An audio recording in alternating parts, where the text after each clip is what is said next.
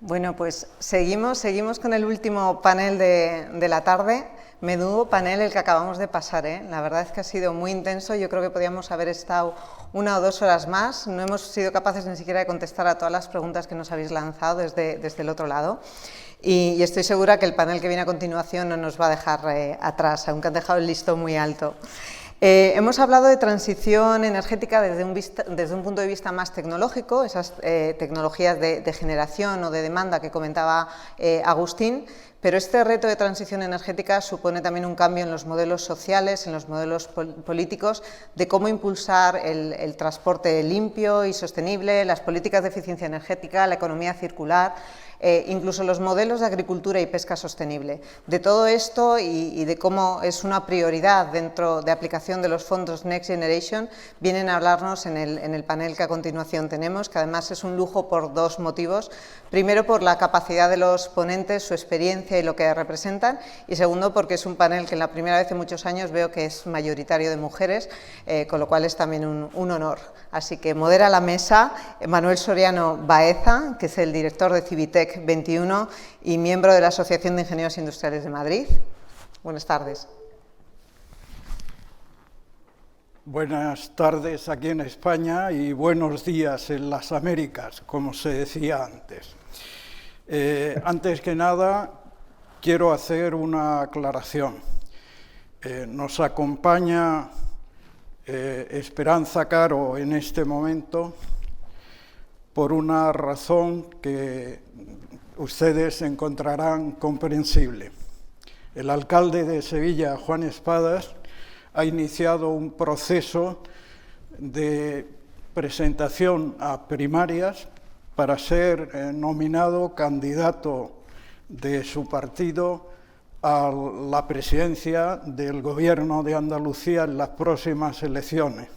Esto fue el pasado domingo y naturalmente ha desajustado su agenda. Por ello, desde el inicio está Esperanza, que es la directora de Desarrollo Sostenible, Financiación y Acción Exterior del Ayuntamiento y estrecha colaboradora del alcalde. Muchas gracias, Esperanza, por tomar el testigo y espero que en algún momento podamos contar con el alcalde. Hecha la aclaración, quiero saludar a todos los que nos siguen en el proyecto, en el Congreso, y presentar a los ponentes. En primer lugar, a don José María Figueres, presidente de Costa Rica del 94 al 98 y primer CEO del Foro Económico Mundial del 2000 al 2005.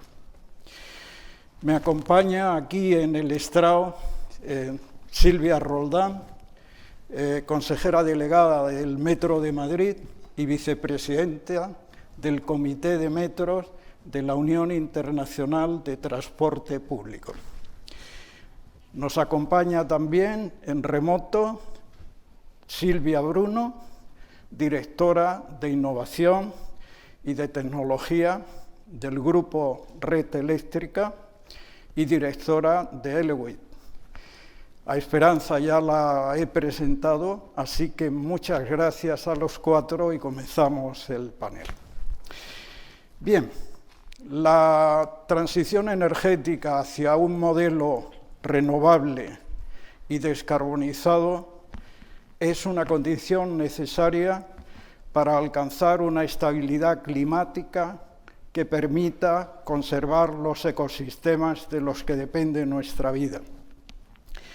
Pero es parte de un proceso más global, que es la transición ecológica, que está enmarcada en la dimensión ambiental del desarrollo sostenible. También está recogida la transición energética como uno de los objetivos, el número 7, de las Naciones Unidas, de los Objetivos de Desarrollo Sostenible de las Naciones Unidas. Por otra parte, la transformación digital no es sino la manera eficiente de hacer que las actividades humanas se desarrollen con el nivel de eficiencia que necesitamos para conseguir un desarrollo económico que sea capaz de mejorar el nivel de vida de la humanidad en su conjunto. Por ello, le oí decir a Margaritis Schinas, vicepresidente de la Comisión Europea para el mantenimiento del modelo de vida europeo, que tenemos esencialmente dos retos, dos transiciones que tenemos que abordar, la ecológica y la digital. De ello vamos a hablar esta tarde con este panel de lujo que tenemos, y la primera pregunta se la voy a pasar al presidente Figueres. Presidente, usted en su presidencia declaró el desarrollo sostenible como el eje organizador de su presidencia, apostando por las energías renovables, por el coche eléctrico, implantando impuestos ecológicos. Más de 25 años atrás, ¿cómo ve usted aquel reto, aquel compromiso, sin duda alguna, pionero en su momento? Don Manuel, buenas noches, muchísimas gracias y encantado de estar en este panel, en este Congreso Iberoamericano de Ingeniería y Tecnología. Me siento muy bien de que sea una actividad iberoamericana. Pienso que tenemos que reforzar todo lo que nos una, sobre todo en el mundo de hoy. Quiero responder a su pregunta. Cuando vuelvo a ver para atrás a lo que hicimos en aquel entonces, que fue crear del desarrollo sostenible una estrategia comprensiva de desarrollo en lo económico, ambiental y social, pienso que estábamos empezando a transitar por el camino correcto. Me lo confirma lo que han venido haciendo las empresas en el mundo corporativo, las empresas globales que están adquiriendo compromisos para reducir su huella de carbono. Puedo mencionar la empresa SIGPA europea, con una fuerte presencia en España, con la cual estuve asociado durante muchos años hasta hace poco, y tantas otras más. Pero también en el ámbito político podemos encontrar esa confirmación. El European Green Deal, que ha anunciado la Unión Europea en diciembre del año pasado, 1 trillón de euros, que es en verdad un programa de reactivación económica para transicionar hacia una economía verde. El 14º plan quinquenal que ha iniciado en el mes pasado de abril en China, y las palabras del presidente Xi Jinping acerca de la importancia de caminar juntos hacia una descarbonización del planeta. Bueno, la conferencia a que convocó hace 2 semanas el presidente Biden y los compromisos que asumió en esa conferencia, todo eso enmarcado dentro de una década al 2030, en la que debemos de cumplir con los objetivos del desarrollo sostenible a las Naciones Unidas. El número 13, bajar las emisiones de carbono a la mitad. El número 14, poder declarar áreas de conservación marina en el 30% del océano. Todo eso me confirma que lo que iniciamos en Costa Rica en aquel momento, el camino del desarrollo sostenible, era lo correcto. ¿Qué son algunas cosas, don Manuel, que hicimos en aquel entonces? Bueno, menciono una en el campo internacional de varias, y después 5 en el campo nacional. En el campo internacional fuimos de los países primeros en aprobar la Convención Internacional de Biodiversidad, sobre la cual espero que podamos celebrar la COP este año en China, y además aprobamos la Convención de Cambio Climático, sobre la cual tenemos todos los países en el planeta una gran responsabilidad de cumplimiento. En el campo nacional hicimos varias cosas. Primero, elevamos a rango constitucional, mediante una reforma al artículo 50 de nuestra Constitución Política, el derecho de nuestros ciudadanos a un ambiente pleno y saludable, pero lo ligamos al desarrollo en lo económico, porque siempre hemos creído de que lo ambiental y lo económico van de la mano, sobre todo en la transición hacia una economía verde y que entonces podemos ver el medio ambiente como una oportunidad y no como un gasto.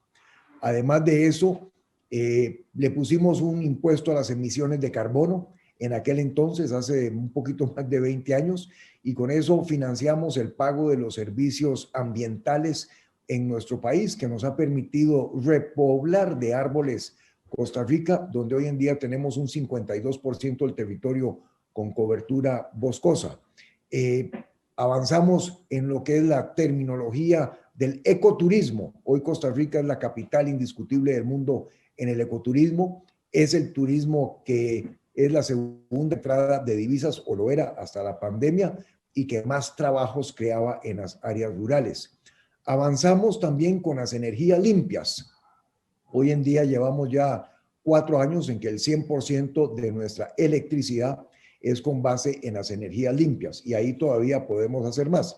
Y por último mencionaría que también en aquellos años logramos establecer un procedimiento para que empresas internacionales como SGS, verificadoras internacionales, pudieran constatar la cantidad de carbono fijado por los árboles en nuestros parques nacionales, y pudiéramos entonces empezar a exportar eso como un commodity, como un producto. En aquel entonces, en el 98, hacia finales del gobierno, exportábamos ya el primer 1.000.000 de toneladas fijadas de carbono en nuestros parques nacionales, lo cual vendimos al Estado de Noruega. De manera que por esas razones me parece que logramos avanzar, pero hoy en día, don Manuel, el reto está en profundizar ese avance y en todavía lograr una reducción mucho mayor de emisiones de carbono, sobre todo con nuestro compromiso al 2030, haciéndolo de una manera que eleve la competitividad nacional. Muchísimas gracias, presidente. Voy a hacer ahora la segunda pregunta a Esperanza Caro. Y yo diría, Esperanza, que la transición ecológica y la transformación digital, que son los dos destinos prioritarios de los fondos europeos del Next Generation, sabes que en esta primera etapa, donde hay previsto gastar 70.000 millones de euros del 2001 al 2023, el 40% van a la rama verde y el 30% van a la digital. Pero, ¿qué condiciones van a poner los ayuntamientos para que esos fondos se apliquen desde el territorio, que realmente es donde está la población y donde realmente se produce el 80% del PIB, se produce en las ciudades? ¿Qué van a decir los ayuntamientos? ¿Qué condiciones van a poner? Hola, buenas tardes, Manuel. Pues bueno, pues yo creo que has dado la clave, ¿no? Es decir, cuando hablamos de las ciudades, estamos hablando de donde se concentra el 70% de la población. Y además es una tendencia que va creciendo. Entonces, nosotros lo que pedimos los ayuntamientos es la capacidad de poder gestionar esos fondos. Es cierto que hasta ahora la forma normal de gestionar estos fondos han sido o bien cuando hablamos de Europa por convocatorias competitivas, o cuando hablamos bien del Ministerio de las Comunidades Autónomas, normalmente desde un punto de vista sectorial.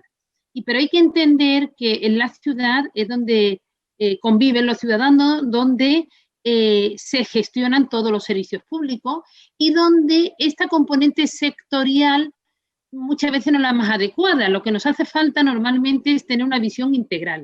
Es decir, a nosotros no suele ser demasiado interesante hacer una por poner un ejemplo, por el sector digital, a lo mejor por una Smart City siendo puntera en una determinada línea, sino lo que nos interesa en una ciudad siempre es el equilibrio. Es decir, nos interesa la recuperación del espacio público, nos interesa una movilidad sostenible, nos interesa una rehabilitación de vivienda desde el punto de vista de accesibilidad o de transición energética, interesa una buena gestión de los residuos, una buena gestión integral del agua, pero como veis, estamos siempre hablando de una gestión integral de algo. Sin embargo, cuando las líneas de trabajo vienen dadas directamente por organismos supramunicipales, normalmente pues están orientadas solamente en una dirección. Por eso creemos y entendemos que solamente desde los ayuntamientos con esta visión, y cuando hablo de ayuntamiento no me estoy limitando a lo que es el ámbito geográfico del municipio, me estoy refiriendo a lo que en Europa se denomina el área urbana funcional, que es como estos ecosistemas funcionan. Es decir, no podemos hablar de una movilidad si dejamos de lado los municipios o ciudades contiguas a una gran ciudad. No podemos hablar de una gestión de residuos, de una economía circular, de una recuperación energética de los residuos, si no tenemos en cuenta a todos los integrantes. No podemos hablar de un turismo sostenible si no somos capaces de adecuarnos no solamente a lo que es ese gran aporte de turistas, con lo que es la convivencia con el ciudadano ordinario. Por todo ello es fundamental la visión del municipio. Entonces, en ese sentido, es cierto que ya en Bruselas, en Europa, y por medio del Comité de las Regiones, digamos, se va viendo que las grandes zonas de interés son estas zonas urbanas funcionales y ya muchos de los fondos van dirigidos con un punto de vista integrado. Podría ser los desarrollo urbano sostenible e integrado, las famosas EDUSI, que se encuentran distribuidas por todo el territorio. Y a nivel de los municipios, a nivel del ministerio, por ejemplo, también yo creo que una de las herramientas que se está utilizando para ello son las agendas urbanas, ¿no? Es decir, casi la mayoría de los municipios estamos haciendo un esfuerzo. Ya lo estaba nombrando antes el presidente José María o Manuel antes, ¿no? Con el tema del Objetivo de Desarrollo Sostenible y con las agendas urbanas, con esa visión integral de ciudad. Entonces, todas aquellas ciudades que han hecho ya este esfuerzo, este ejercicio de incluir en su plan estratégico esta visión completa, tienen más claro a dónde quieren llevar estos fondos, tienen más claro qué fondos se van a solicitar que tengan la incidencia, lógicamente, en el sector energético, lógicamente en el sector digital, pero sobre todo no dejando atrás el sector social, el crecimiento económico, el empleo y tantas otras cosas que al final forman ese puzzle que hacen vivible una ciudad y es lo que le interesa al ciudadano.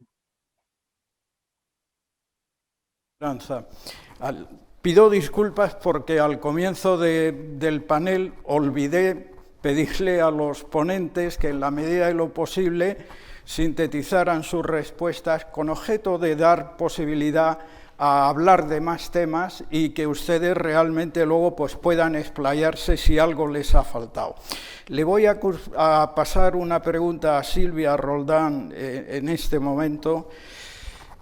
Silvia, la movilidad sostenible es uno de los pilares básicos si queremos conseguir este cambio climático, si queremos conseguir que las ciudades sean más sanas y más saludables.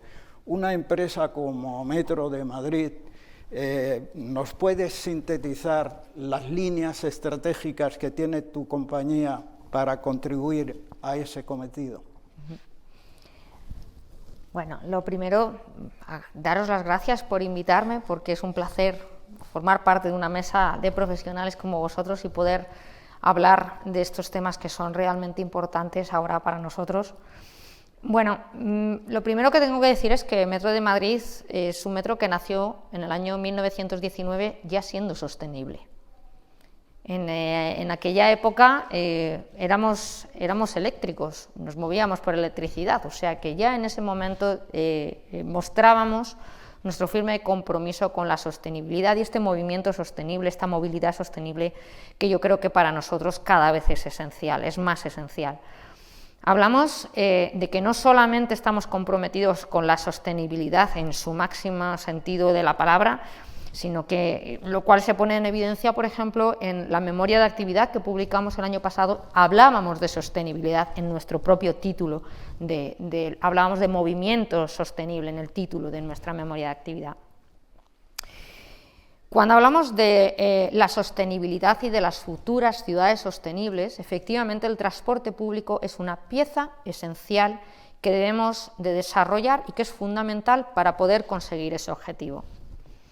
En metro nos movemos hoy utilizar en metro supone contaminar entre 3 y 4 veces menos que usar el vehículo privado. Al año se calcula que somos capaces de sacar de circulación hasta 79 millones de vehículos a lo largo de todo un año.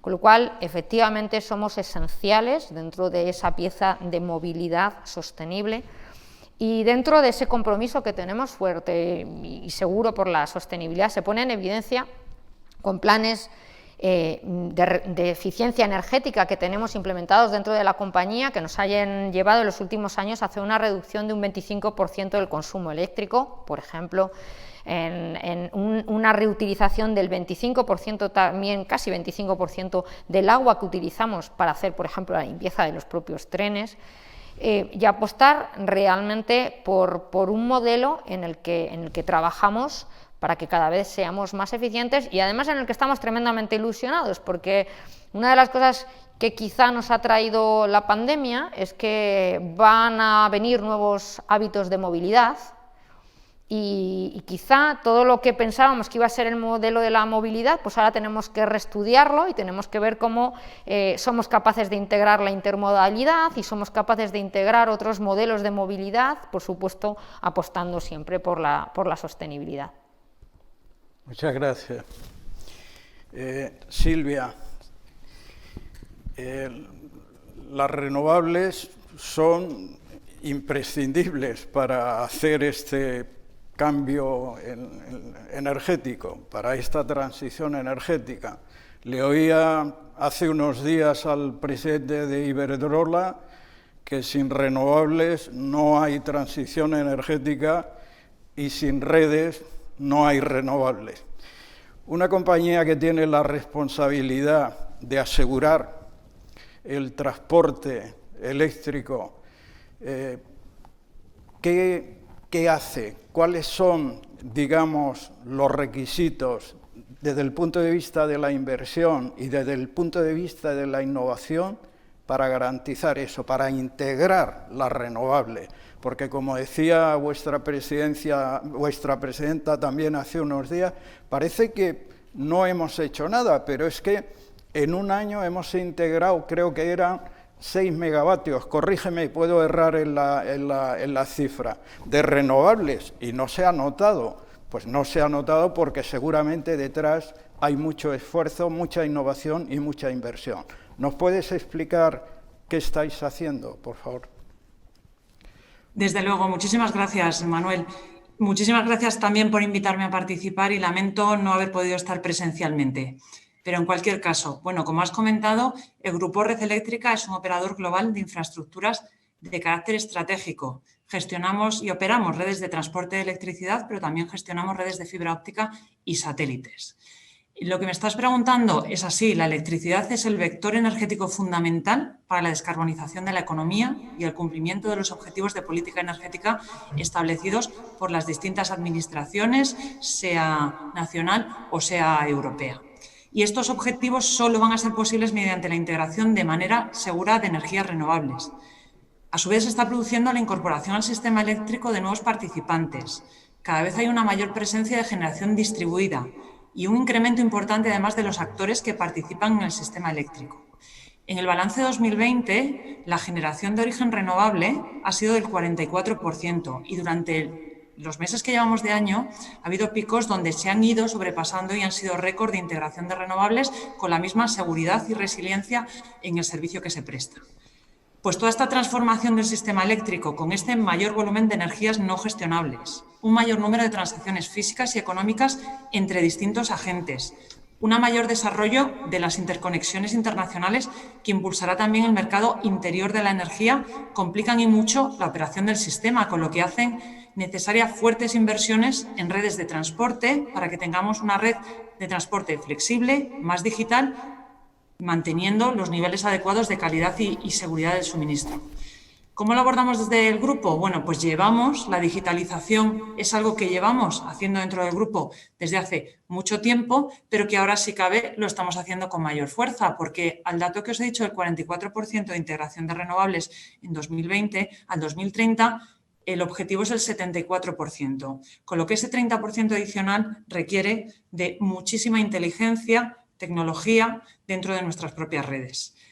Ahí el reto, pues vamos a afrontar una fuerte inversión, primero en el periodo del plan estratégico, hasta el 2025, en el entorno de unos 4.000 millones, que garanticen el cumplimiento de estos objetivos establecidos.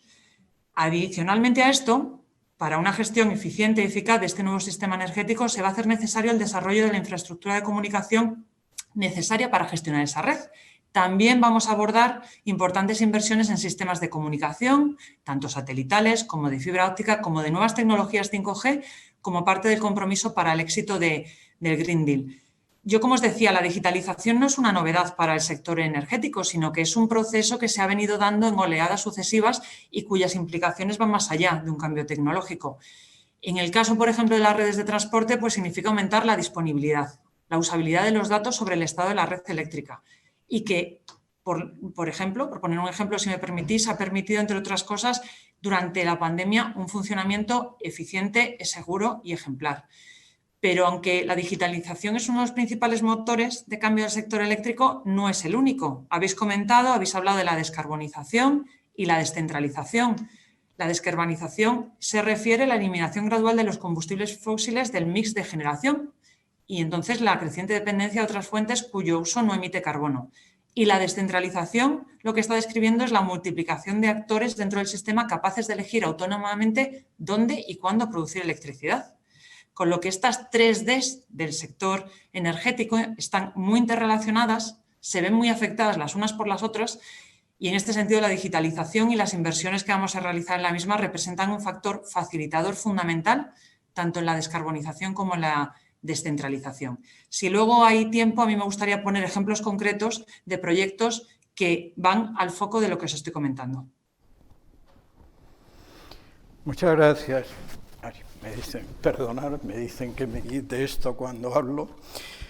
Presidente Figueres, usted entre 2009 y 2014 presidió el Carbon War Room y allí abanderaba la lucha contra el cambio climático como una oportunidad de, decía, en palabras muy ilusionantes, reinventar nuestra vida y conseguir bienestar. ¿No cree usted que en estos días, donde ya sabemos más sobre el cambio climático, este posicionamiento que usted defendía pasa más allá de la oportunidad y se ha convertido en una obligación moral para defender el planeta, pero también y sobre todo para velar por el derecho de las generaciones futuras?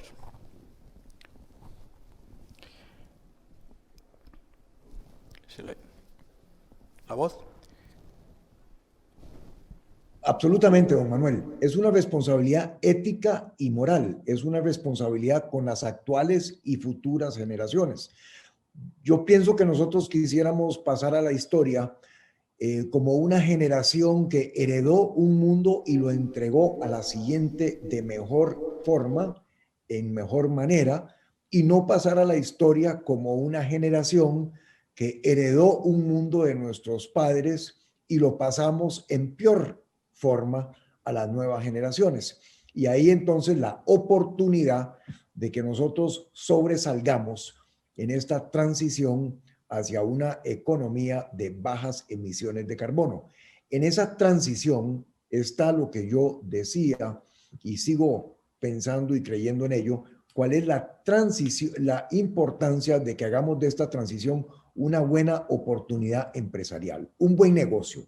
Tiene un componente ético y moral, por supuesto, pero debe ser también un buen negocio para que los actores económicos estén absolutamente dispuestos y en línea a apoyar y a liderar esa transición. Quiero usar un par de ejemplos de cómo hacíamos eso en el Carbon War Room, que es la institución que fundamos en aquellos años con el emprendedor Richard Branson. Nosotros identificamos sectores de la economía global en donde pudiéramos bajar las emisiones de carbono en una escala de gigatones de toneladas, porque aquí la escala es muy importante, hay que bajar cantidad de carbono, de una manera y que lo pudiéramos hacer de una manera rentable. Entonces, uno de los sectores que identificamos, por ejemplo, fue el sector del transporte marítimo. Hay aproximadamente 50,000 embarcaciones que andan por ahí en los océanos del mundo jalando las mercaderías de una economía globalizada. El total de emisiones de esas 50,000 embarcaciones, si usted las agrega, son más o menos el equivalente de una economía nacional entre el tamaño de Japón y Alemania. O sea, son importantes. Pues bien, esas embarcaciones tienen que subir a un dique seco cada 5 años para reparaciones y mantenimiento. Si aprovechamos ese momento en que suben al dique seco y invertimos entre 2 y 4 millones de euros por embarcación en 6 a 10 diferentes tecnologías que ya están absolutamente desarrolladas y comprobadas, ese barco vuelve al océano consumiendo entre un 10 y un 15% menos de combustible, emitiendo un 10 a un 15% menos de emisiones de carbono, con un retorno sobre la inversión que depende en las tecnologías que hayamos utilizado, va entre los 12 y los 36 meses. Un extraordinario, brillante negocio para los dueños de las embarcaciones, para los bancos que financian esas operaciones, para las empresas de seguros y para el transporte global, que se vuelve mucho más eficiente. Entonces, esas son las oportunidades que ahí veíamos y sobre las cuales empezamos a actuar de una manera contundente porque nos parecía, y así le parecía a los diferentes actores económicos, que podíamos hacer de esta transición un buen negocio. Podría ir con otros ejemplos, don Manuel, pero me los reservo por si hay tiempo al final. Sí quisiera agregar un comentario, si usted me lo permite, a lo que aquí mencionó doña Silvia Bruno, y menciono el apellido porque como tenemos 2 Silvias en el panel, para que estemos claros. Yo pienso que hay que escuchar con mucha atención lo que nos ha dicho Silvia, porque ese es uno de los retos importantes que tenemos en América Latina y diría que en el mundo hoy en día. Es decir, estamos transicionando de una base energética principalmente fósil hacia energías renovables. Y Silvia lo ha dicho muy bien. Cada vez tenemos más tipos de renovables con diferentes intermitencias que tienen esas renovables. Cada vez tenemos más actores, más empresas que están generando. Cada vez eso genera más transacciones y muchas de esas internacionales. Entonces, para las empresas que están en el campo de la generación o de la distribución de energía, el poder integrar todo este cúmulo de actores y de energías diferentes de una manera que sea no solamente rentable, sino que la más económica para las economías, la más competitiva, requiere grandes inversiones en tecnología y comunicación, como bien lo ha dicho Silvia, que nos lleven y nos adelanten hacia el concepto de las redes inteligentes.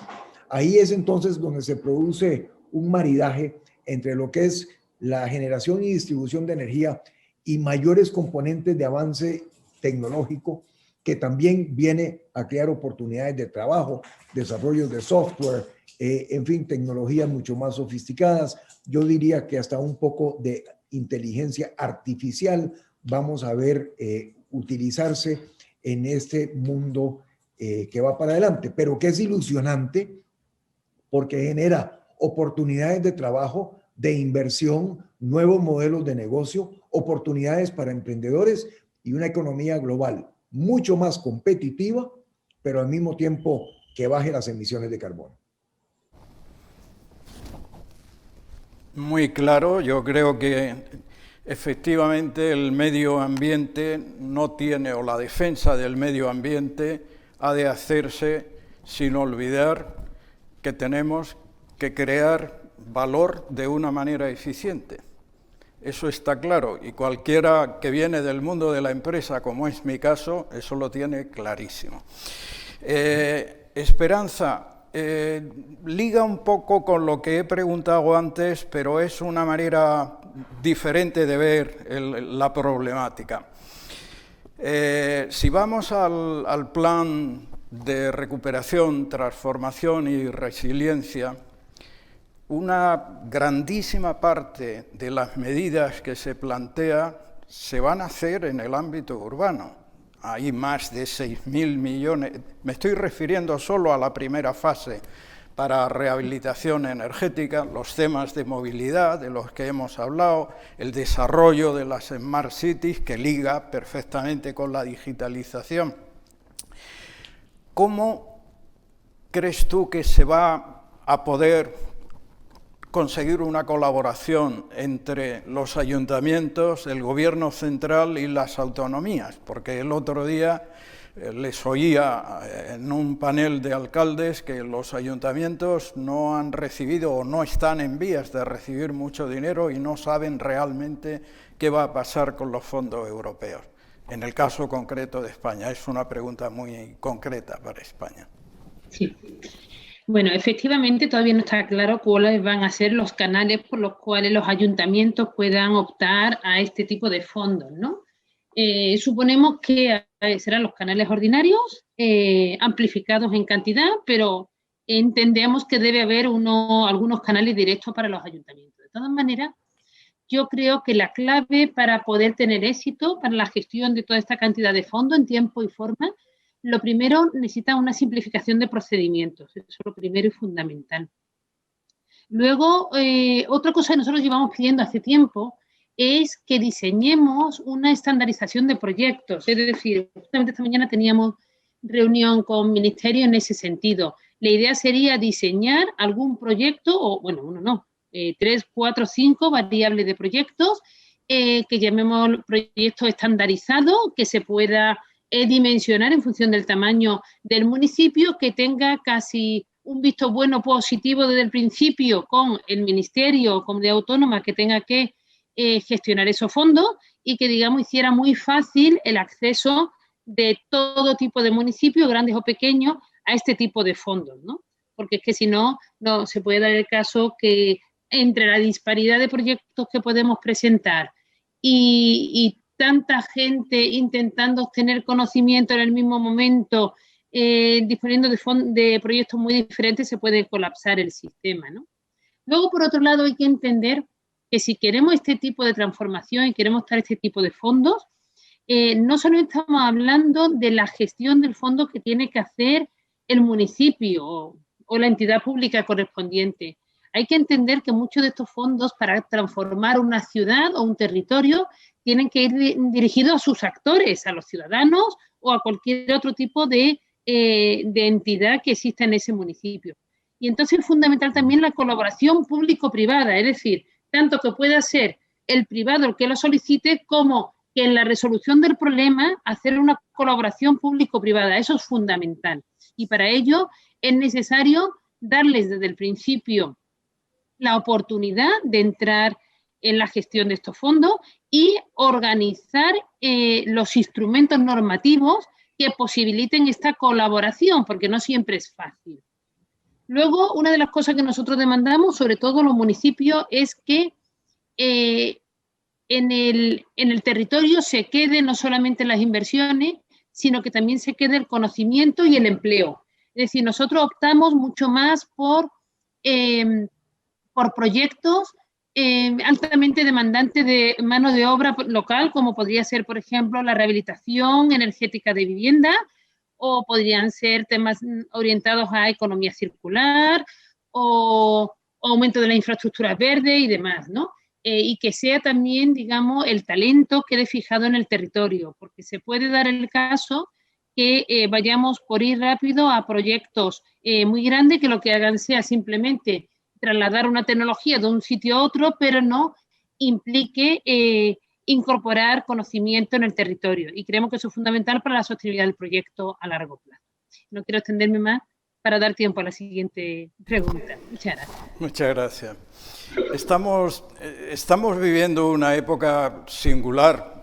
Prueba evidente es que en este magnífico salón de actos apenas hay unas cuantas personas, porque nos estamos dirigiendo a través de medios tecnológicos a un ámbito muchísimo mayor. que nos permite cosas que antes eran impensables, como tener al señor Figueres allende los mares o tener a Silvia Bruno en medio de un curso que está haciendo. Muchas gracias, Silvia. Pero clarísimamente eso tiene implicaciones. Silvia, ¿qué ha representado esta justa situación que estamos viviendo, la pandemia, y qué medidas de carácter organizativo y tecnológico habéis tenido que implantar para hacerle frente? Bueno, pues es indudable que la pandemia nos ha afectado a todos como sociedad, pero en el transporte público, en Metro de Madrid, al ser servicio esencial, pues hemos tenido que actuar de una manera rápida, sobre todo para poder estar ahí, para poder dar servicio a los usuarios y además de una manera segura. Desde el primer momento ha habido que hacer un esfuerzo de reorganización de los equipos porque nosotros trabajamos diariamente para dar ese servicio y era necesario, quiero recordar el momento de máximo confinamiento en el que todos estábamos o intentábamos estar en casa, pero los trabajadores esenciales teníamos que trabajar para dar ese servicio y éramos garantes de la movilidad de los trabajadores esenciales. Eso ha supuesto que desde el principio hemos tenido que reorganizar todos los procesos desde el punto de vista de recursos humanos, centrándonos únicamente en la ejecución de las labores de mantenimiento correctivo esencial que nos iba a permitir dar ese servicio, asegurar el servicio, pero por supuesto reorganizando todas las tareas de mantenimiento preventivo que nos permitirían reorganizarlas a posteriori, pero contar con el mínimo de personal necesario en ese momento presencial y disponer de todo el personal que fuera posible en su casa, creando también grupos burbuja, un poco para poder trabajar y así preservar también la seguridad y la salud de nuestros trabajadores, que para nosotros era esencial. Pero una de las cosas también que nos ha enseñado la pandemia es lo importante que es todos los trabajos de digitalización que ya veníamos acometiendo dentro de la compañía, y que gracias al trabajo que se venía desarrollando fuimos capaces de implantar soluciones rápidas que a priori no pensábamos que iban a ser posible llevarlas a cabo, porque Metro es un modo de transporte masivo. No podemos olvidar cuál es la razón del ser del transporte del suburbano. Cuando hablábamos de sistemas de control de aforo, los propios técnicos de la compañía pensaban que iba a ser algo imposible de hacer, porque realmente choca con lo que es el concepto de transporte masivo. Entonces hemos tenido que hacer una reinvención rápida de los procesos y sobre todo hemos tenido que observar mucho a nuestro alrededor qué hacían otros modos de transporte, qué hacían otras operaciones. O sea, hemos cogido ideas, yo lo hablaba con mis técnicos, si hemos aprendido a que para comprar en un supermercado esperas una cola, ¿por qué no podemos enseñar a nuestros usuarios que para preservar su seguridad pues es necesario entender que a lo mejor hace falta hacer un control de aforos? Entonces, para poner en marcha esto, nos basamos en algo que ya se había desarrollado dentro de la compañía, que es todo el trabajo de Big Data, que básicamente lo que trata es una modelización muy clara de cuál es la movilidad de cada uno de los usuarios que diariamente utiliza Metro de Madrid. Somos animales de costumbres, los ciudadanos tendemos a movernos siempre de la misma forma. O sea, podemos decir que el 95% aproximadamente de la movilidad que se produce en la Comunidad de Madrid es una movilidad repetitiva, en el sentido de que tendemos a utilizar el transporte público a la misma hora todos los días porque vamos al trabajo, o volvemos a casa a la misma hora porque solemos acostumbrarnos a salir a una determinada hora. Es decir, somos animales de costumbre, vamos, no sé si es habitual subirse un día en el metro y encontrarse habitualmente a la misma gente. Ahora es más difícil porque la gente ya está cambiando de hábitos y el tema del teletrabajo también ha venido a cambiarlo mucho todo. Pero gracias a esa modelización que teníamos realizada del movimiento, de cómo se mueven nuestros usuarios en la red, permitimos hacer una combinación de la demanda que teníamos que permitir o ese aforo que era necesario permitir de entrada en cada una de las estaciones, de manera que aseguráramos cuál es el flujo de aporte en todo lo que puede ser una línea. Es un tema muy complejo, parece que es muy fácil, pero esa modelización basada como digo, en todo el trabajo de Big Data, más todo el trabajo de caracterización que utilizamos nosotros mediante aplicaciones como puede ser el Visum, nos permitió generar un modelo matemático que estableciera en cada una de las estaciones cuál es la entrada que se tiene que dar en slots de 5 minutos, cada 5 minutos calcula matemáticamente cuáles son las entradas permitidas en cada una de las estaciones, y hablamos de 302 estaciones en toda la red. Y esto estamos hablando de que está implantado en las 3 horas pico o las 3 horas punta que tiene Metro de Madrid, mañana, mediodía y tarde. ¿Y esto qué es lo que permite? Permite gestionar o trabajar con los distintos flujos en cada una de las líneas. Esto, que era algo que pensábamos que no íbamos a ser capaces de llevarlo a cabo, lo pusimos de una manera muy rápida, en un mes, menos de un mes, porque teníamos mucho trabajo hecho previo, y tengo que contar que una de las anécdotas que tuvimos en la puesta en marcha de este proyecto es que nos surgía la duda de ¿cómo vamos a dar esta información a los usuarios? ¿Cómo vamos a ser capaces de que el usuario tenga la información de si el control de aforos está activado en su estación y tiene que esperar, haciendo una cola, a esperar pues es un tiempo de 1 minuto o 2 minutos a que se pueda producir la entrada en la estación? Bueno, pues estuvimos viendo qué hacían otros modos de transporte, nos basamos inicialmente en unas ideas que tienen en Lima, de unos semáforos en cada una de las estaciones, y en algún momento nos dimos cuenta de que ahora mismo los usuarios van siempre pegados al móvil. Y prácticamente ya no nos miramos a la cara cuando vamos en el metro y vamos todo el mundo mirando en el móvil. Entonces nos dimos cuenta de que realmente la gente busca la información en sus smartphones.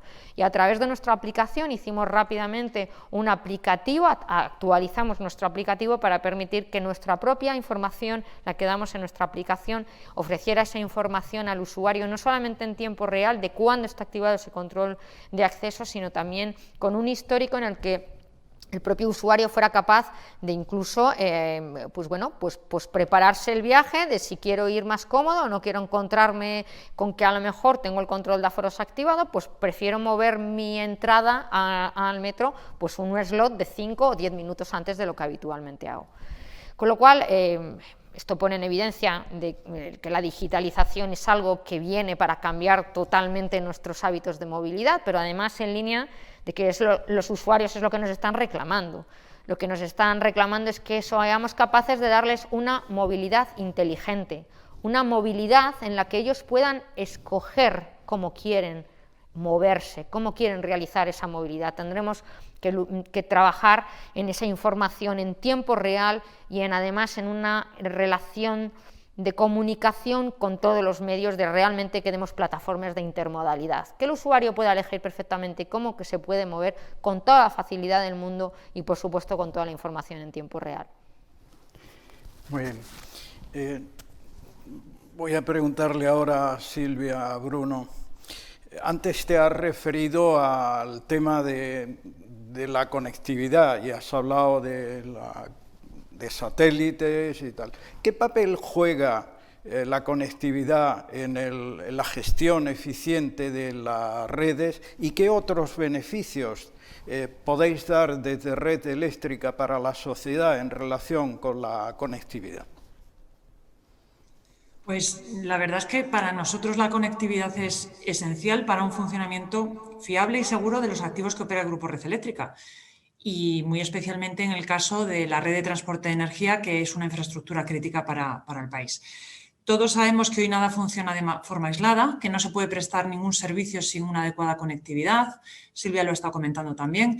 Y contar con esa conectividad óptima que aporte la capacidad suficiente para intercambiar información de forma ágil entre los dispositivos de la red eléctrica, entre las personas que forman los equipos que construyen, que mantienen, que operan el sistema eléctrico, es imprescindible para una gestión eficiente del mismo. Nosotros llevamos años desplegando múltiples sistemas y redes de telecomunicaciones que permiten garantizar esa conectividad, como una red troncal de fibra óptica propia, radioenlaces, enlaces punto a punto, redes locales. Estos son solo algunos de los ejemplos, pero también tenemos sistemas, lógicamente, de monitorización y control de los sistemas de telecomunicaciones para identificar y actuar rápidamente en caso de fallo y minimizar los tiempos de indisponibilidad. En el aspecto de la digitalización, también la conectividad juega un papel imprescindible. Desde Elewit, desde la plataforma tecnológica del grupo, estamos abordando numerosos proyectos con foco en la transmisión y accesibilidad de la información. Y para ello empleamos nuevas tecnologías de comunicación, tanto terrestres como satelitales, siempre considerando la ciberseguridad como un aspecto clave desde el diseño hasta el despliegue de las soluciones. Igualmente estamos incorporando y analizando internamente las bondades de la nueva tecnología 5G, tanto en el uso de nuestros activos para albergar equipos que ya tienen fibra óptica, como en procesos core dentro de procesos fundamentales dentro de la compañía. Las comunicaciones nos van a habilitar casos de uso para proyectos clave del grupo, en aplicaciones reales donde requerimos baja latencia. Y por eso, por adelantaros y compartir con vosotros asuntos que estamos llevando a cabo, estamos llevando proyectos donde el uso del 5G en procesos de mantenimiento. Por poner órdenes de magnitud, Red Eléctrica de España cuenta con más de 44.500 kilómetros de circuito y más de 680 subestaciones para inspeccionar, eso solamente en España. La presión por realizarlo de manera contenida en costes, con la seguridad y calidad en la que desde el Grupo Red Eléctrica lo hacemos, nos hace que necesitemos un gran volumen de datos que nos ayude a obtener eficiencias en todos los procesos. Y nos apoyamos en dos pilares, en las personas y las tecnologías. Cuando hablamos de datos, estamos hablando de multitud de datos, desde meteorológicos, termográficos, imágenes de alta resolución, y a esto lo estamos haciendo con sistemas de gestión remota. Estamos desarrollando modelos de detección de defectos con inteligencia artificial, que nos van a permitir estandarizar el diagnóstico de anomalías, a través de la captación de imágenes y su envío posterior y procesamiento, donde el 5G y las comunicaciones nos van a ayudar a automatizar estos procesos. Ahora mismo estamos probando, como os decía, en relación con la información necesaria, la tecnología disponible y la regulación vigente. Pero también vemos los beneficios del satélite en el ecosistema 5G, ya que los satélites están especialmente adaptados para el broadcast, el multicast y cubrir áreas extensas de manera eficiente. Es por ello que están altamente indicados para el despliegue de redes en zonas rurales, remotas, así como en entornos de movilidad donde no puede existir otra alternativa o el satélite es más eficiente. Se va a convertir así, de hecho estamos haciendo pruebas donde el satélite es el backup del 5G porque puede dar cobertura a todo el territorio con una conexión rápida y sin grandes infraestructuras, en condiciones de calidad, y además es una base importantísima también para la extensión de la sensorización, del Internet de las cosas y, por tanto, de tener datos, un volumen masivo de datos, trabajar con Big Data y con inteligencia artificial. Creemos que nos va a permitir llevar el Internet de las cosas a cualquier lugar, como pueden ser entornos rurales, aislados o remotos, que es muchas veces donde se encuentran nuestras infraestructuras. Y también nos va a permitir favorecer el desarrollo de soluciones, por ejemplo, de edge computing y aplicaciones en nuevos sectores e industrias. Solamente por mencionar, estamos trabajando dentro del Plan Nacional de 5G en un programa de desarrollo de proyectos pilotos de tecnología 5G que se ejecuta a través de la entidad pública Red.es, y que en nuestro caso estamos en un consorcio liderado por el operador Orange con 8 compañías más, donde lo que estamos es probando en procesos industriales la tecnología 5G dentro de la Comunidad Valenciana. Son en total 15 casos de usos disruptivos, de los cuales el Grupo Red Eléctrica aporta 4 y que están diseñados para eso, para probar las capacidades, adelantarnos a la digitalización y a la automatización y eficiencia de procesos clave donde puede ser muy, muy útil. Muy bien, muchas gracias. Se ha recibido una pregunta para el presidente Figueres sobre cómo trata Costa Rica o cómo va a tratar Costa Rica los aspectos sociales de la sostenibilidad. Liga con una pregunta que yo le tenía preparada y me voy a alterar el orden y se la voy a formular, presidente. Yo creo que en este momento existe un consenso bastante generalizado de las medidas técnicas que tenemos que aplicar tanto para la transición energética como incluso para la transición ecológica, que es más global. Pero al fin y al cabo, como decía la Declaración de Río, son los seres humanos el objeto de las preocupaciones del desarrollo sostenible. ¿Cómo piensa usted que podemos hacer este tránsito de una manera justa? Muchas gracias, don Manuel. Yo pienso que en esta década tan importante para la humanidad, al 2030, cuando debemos, por el compromiso ético y moral que usted mencionaba anteriormente, pero también por imperativo económico, avanzar hacia un planeta con la mitad de las emisiones de carbono que hoy tenemos, necesitamos adicionalmente ponernos dos objetivos a nivel global, que en el caso de Costa Rica los tenemos claros. Un objetivo es el de la lucha frontal contra la pobreza. Al 2030 tenemos hoy en día la economía y la tecnología para poder eliminar la pobreza extrema en todo el mundo y para bajar los niveles de pobreza que hoy en día tenemos. Pero al mismo tiempo tenemos también la responsabilidad de combatir la desigualdad. Y esos dos componentes o esos dos objetivos son diferentes. Lo que es combatir pobreza se combate con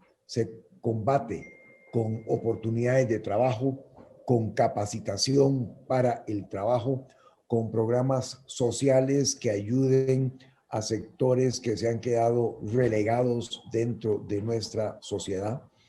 Se combate también, por ejemplo, con redes de cuidado que le permitan a las mujeres salir de sus hogares a incorporarse a la vida económica nacional, y eso es muy importante porque está más que comprobado que del ingreso de la mujer el 90% va a la familia, mientras que en el caso de los varones solamente lo hace el 40 o el 45%.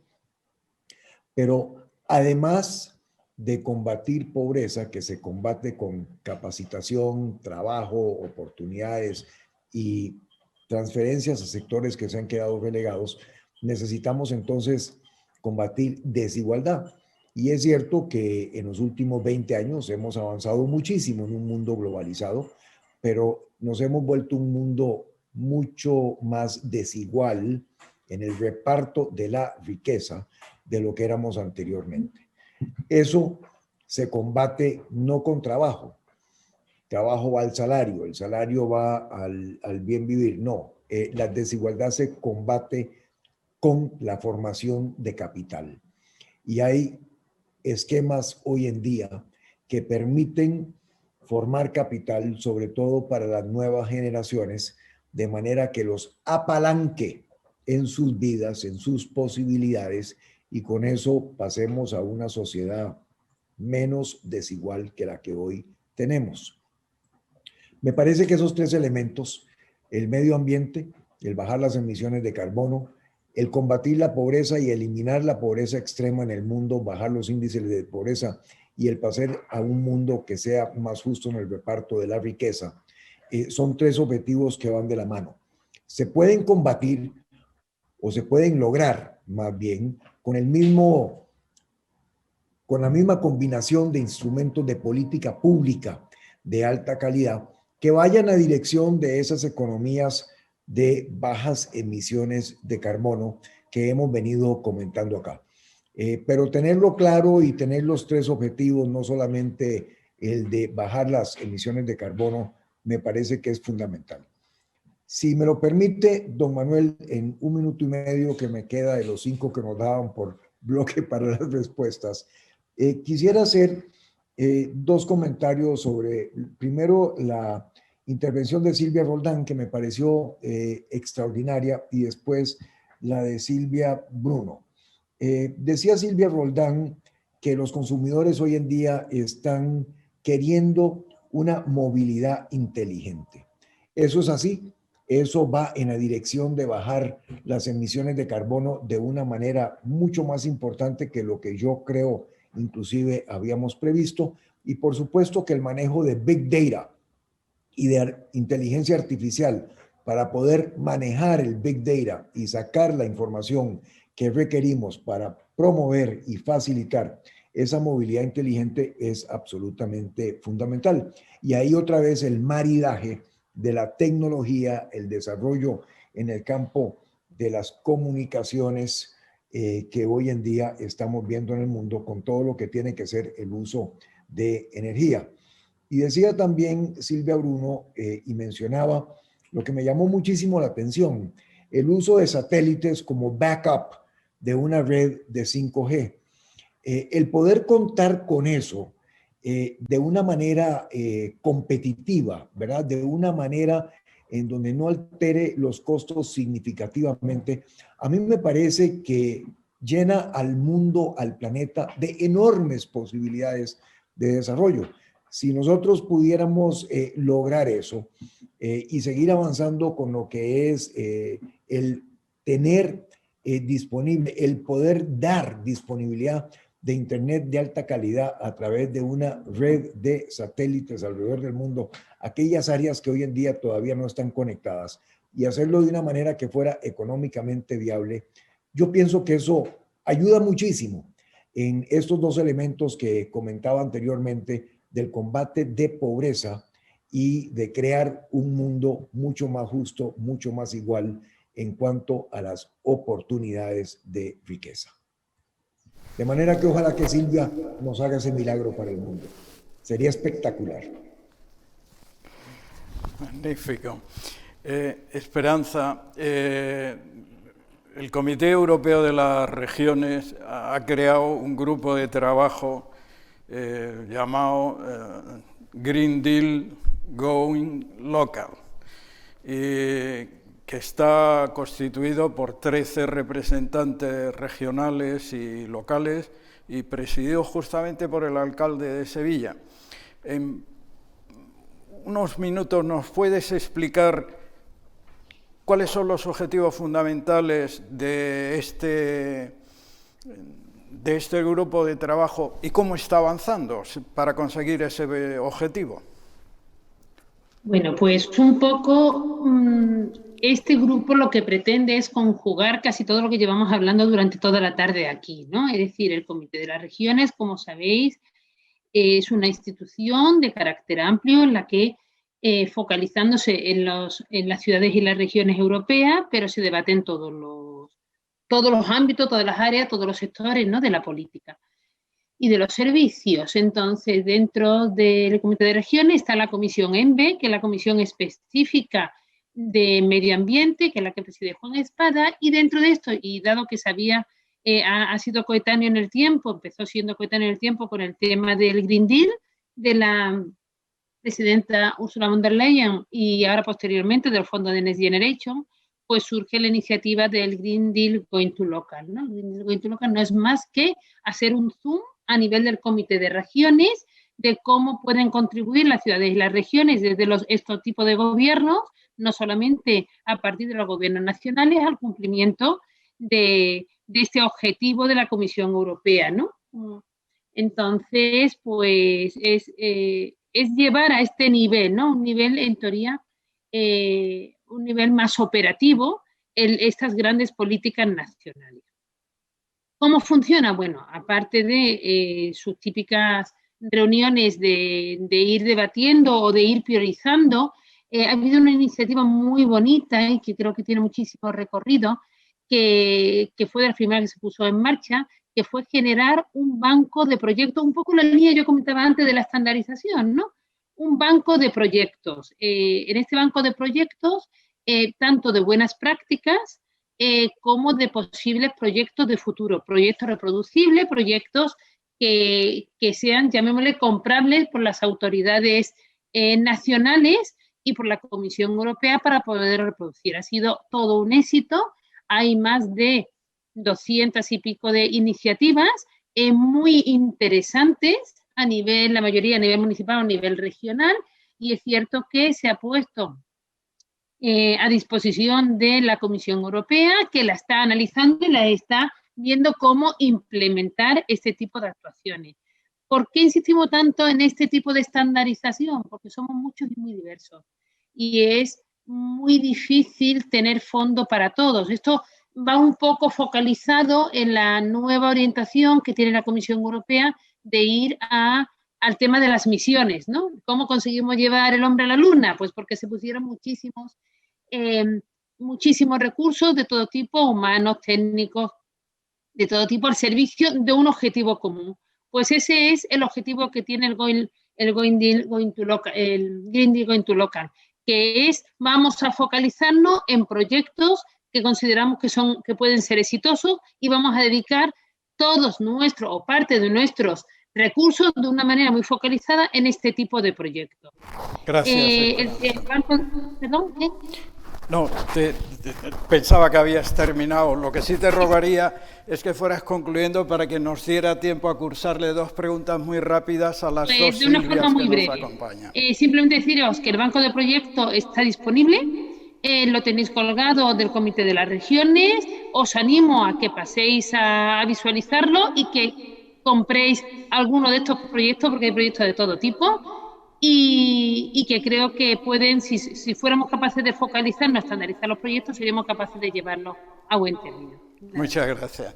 En los 5 minutos que nos quedan, os voy a pedir 2 preguntas y voy a alterar el orden. A ti, Silvia, te pido que respondas lo más brevemente posible, porque hay una pregunta del público que dice, pregunta por las inversiones de Metro para ampliar la red. Y lo pongo en relación con un tema que sí que nos está ocupando, que son los fondos europeos. Si pudieras ligar una cosa con la otra y hacerlo de una manera breve, te quedaría muy agradecido. Venga, perfecto. Tengo que decir que las ampliaciones de red no las lleva Metro de Madrid, las lleva la Dirección General de Infraestructuras, que depende de la Consejería de Transportes. Y bueno, ya se ha hablado de las ampliaciones que se van a hacer, la ampliación de la línea 3, la línea 5, la diagonal, que es la línea 11, con lo cual, bueno, me consta que se está trabajando de una manera absolutamente coordinada entre todas las áreas, porque eso sí, tengo que decirlo, que tanto la Dirección General de Infraestructuras como Metro de Madrid, como todas las áreas dependientes de la Consejería de Transportes, trabajamos desde el punto de vista técnico, como técnicos que somos, pues todo lo coordinado posible para que sea todo lo más rápido posible. Respecto a las inversiones enmarcadas dentro de los Next Generation, bueno, nosotros creo que, por ser súper breve, tengo que decir que sí, porque estoy convencida de ello. Además, si hay un sector que está enmarcado dentro de los pilares que marcan las líneas de los Next Generation, es el transporte público, por todo lo que conlleva la apuesta por el Green Deal, todo lo que apuesta a la sostenibilidad, la cohesión territorial y la inclusión, con lo cual yo creo, incluso la digitalización, claro, también, con lo cual, bueno, pues creo que estamos enmarcados dentro de eso, hemos trabajado con la Comunidad de Madrid en la preparación de las inversiones, un proyecto, hablamos de 3.200 millones de euros, y bueno, ahora estamos trabajando, pues bueno, esperando también un poco toda la información y todo lo que van trabajando para ver un poco cómo se continúan con todo el trabajo que hay que desarrollar en ello. O sea que bueno, se apuesta, como digo, fundamentalmente por por proyectos de digitalización. Yo creo que hay que hablar precisamente de esa movilidad sostenible pero digital. Tenemos proyectos tan importantes como es el tren digital o la estación 4.0 dentro de lo que es el Smart Rail, entonces que bueno, pues van a ser los pilares esenciales de lo que queremos, de qué es lo que es el metro del futuro, pero siempre orientados a esa digitalización, esa sostenibilidad y por supuesto esa apuesta por la lucha contra el cambio climático, que yo creo que somos pilar esencial para ese futuro. Muchísimas gracias. Silvia, el otro día te oí hablar de Elewit como plataforma tecnológica de la compañía y me gustaría que explicaras cómo lo estáis haciendo para gestionar esta innovación abierta y sobre todo la relación con el entorno innovador y con la startup. Pues mira, encantada. Nacimos en 2019 con el propósito de ofrecer soluciones a los nuevos retos del sector eléctrico y de las telecomunicaciones, que como hemos tenido oportunidad de ver durante todas las jornadas de Civitec hoy mismo, son muchísimos. Y el objetivo, impulsar la transición energética y la conectividad para crear un futuro sostenible. Y entonces generamos un modelo híbrido en el que la innovación, a partir de las características de la investigación corporativa y el mundo de las startups, proporcione nuevas soluciones para los problemas complejos con los que nos enfrentamos en la sociedad y en la empresa en particular. Creemos firmemente en la innovación abierta para construir los negocios del mañana. Y a partir de ahí, nosotros utilizamos y hemos desplegado un montón de herramientas, como es el Corporate Venture Capital, el Venture Client, el Venture Builder. Al final, lo que nos lleva es a colaborar con actores de una manera distinta, ampliar nuestro ecosistema en áreas estratégicas, al tiempo que podemos obtener un acceso temprano pues, a nuevas tecnologías y capacidades. Y esto nos permite reunir información y mejorar nuestro negocio actual sin tener muchas veces que incurrir en los costes de construir desde cero. ¿Qué ventajas nos da esta herramienta innovadora? Pues avanzar más rápido en la exploración de nuevas tecnologías, cubrir vacíos de capacidad aprovechando la agilidad o las soluciones innovadoras de las startups, acceder a mercados adyacentes o nuevos utilizando un enfoque de cartera mediante la realización de inversiones determinadas, aprender mucho sobre tendencias y tecnologías emergentes, comprender modelos de negocio y las tecnologías que pueden desafiar la economía del sector. ¿Y cómo colaboramos con ellas? Bueno, pues creemos que la responsabilidad de las corporaciones dentro del ecosistema es como validador de tecnología, nos convertimos en sus primeros clientes, porque las startups necesitan financiación, pero sobre todo necesitan clientes. Como también necesitan esa financiación, pues a través de ese vehículo de herramientas que os he comentado, como el Corporate Venture Capital, favorecemos que el capital fluya desde las corporaciones hasta las startups. Pero para esto es importante que las corporaciones muchas veces no impongamos determinadas restricciones que eviten el crecimiento de esa tecnología para que pueda ser una relación ganadora para ambos. Nosotros medimos la rentabilidad de todo esto no solamente en el ámbito financiero, sino que también lo hacemos por el valor de innovación que podemos captar, captando el máximo. Optamos por adelantar muchas veces la fase en la que trabajamos con ellos para facilitar la innovación conjunta y que tenga sentido realizar pilotos con la compañía. Y si lo que se busca es participar en nuevos modelos de negocio, pues a veces entramos en fases más avanzadas. Y finalmente las reflexiones de futuro respecto a la innovación abierta en la que nosotros creemos pues es crecimiento del mismo, necesidades de inversión y financiación. Tenemos que optimizar las estructuras que se adapten a la flexibilidad de las corporaciones y de las propias startups. Trabajamos con tecnologías, tenemos un área de foco y nos hemos propuesto trabajar en áreas, en 6 áreas que llamamos estratégicas, focos de impacto, y las relaciones y las propuestas que se nos presenten y que encajen dentro de ese ámbito y podamos aportar valor, conocimiento, expertise, infraestructuras para trabajar y nosotros incorporar innovación, transformación cultural, bienvenidas sean. A mí no me gustaría despedirme dejando la puerta abierta, dada la audiencia tan estupenda que tenemos, para recibir oportunidades de colaboración, propuestas e ideas que se focalicen en la resolución de los problemas complejos, como he dicho, que nos enfrentamos desde el Grupo Red Eléctrica, donde operamos y gestionamos infraestructuras críticas y complejas que hagan posible la transición energética. Todas las herramientas que tenemos buscan un fin, el para qué, que es el que os he comentado, el de llegar a ser, hacer factible la transición energética y el desarrollo de las telecomunicaciones.